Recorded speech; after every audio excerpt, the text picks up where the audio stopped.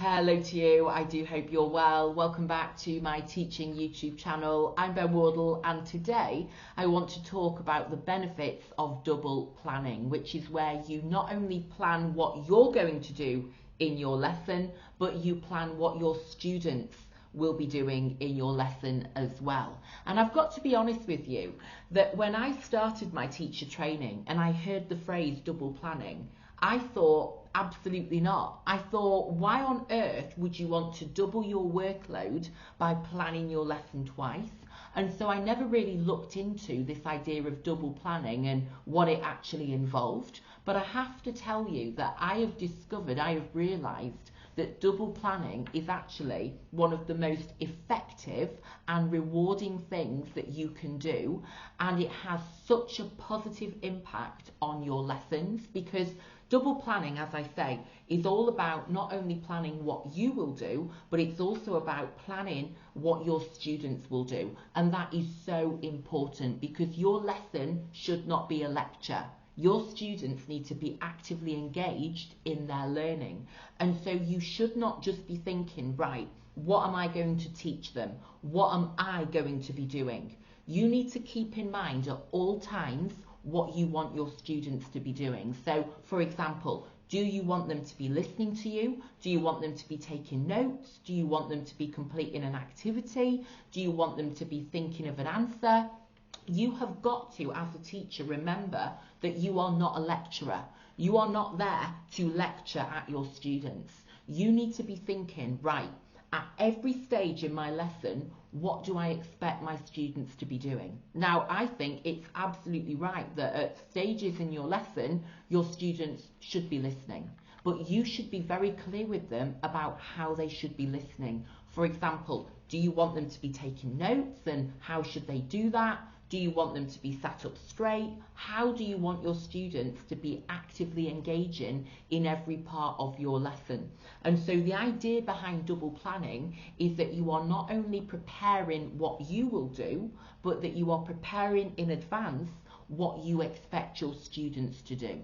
And that is so important, and that will be so beneficial for you. You know, if I think back to my first few weeks in teaching, the issues I was having is when students weren't meeting my expectations. And if I think, well, why weren't they meeting my expectations? It's because they didn't know them. They didn't know what I expected them to do, because in my planning, I was simply thinking about what I was doing. And then I was reacting when they weren't doing what I'd assumed they knew they should be doing.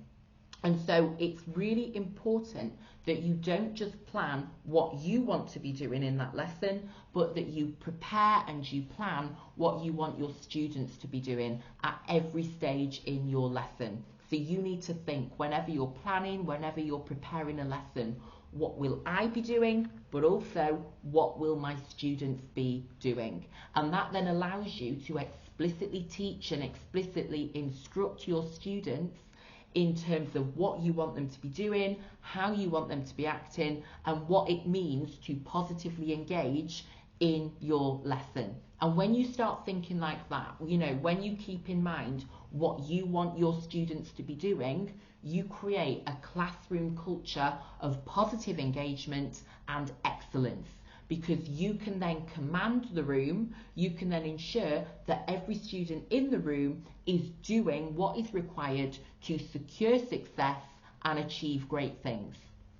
So yes, in a nutshell, I would advise you to always think, what should I be doing, or what will I be doing as the leader of learning and the authority in the classroom, but also what should my students be doing? You know, what does success look like for them at every stage in my lesson? And that could be as simple as them sitting up straight and listening to you. You know, it could absolutely be that simple.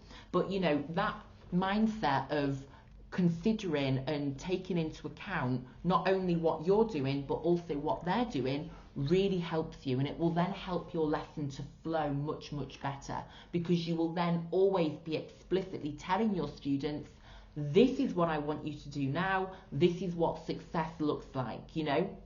And it helps you even with things like the PowerPoint, you know, because on the PowerPoint, when you're creating it, you're then thinking, right, well, what do I want my students to write down? And then you might highlight those sections of your slide in yellow so that when that slide comes up, you can say to students, right, what is in yellow you now need to write down, for example. So always be thinking, what should I be doing and what will my students be doing? And then you can explicitly teach them to do that, and that will lead to them enjoying success, meeting your expectations and achieving great things in your lesson.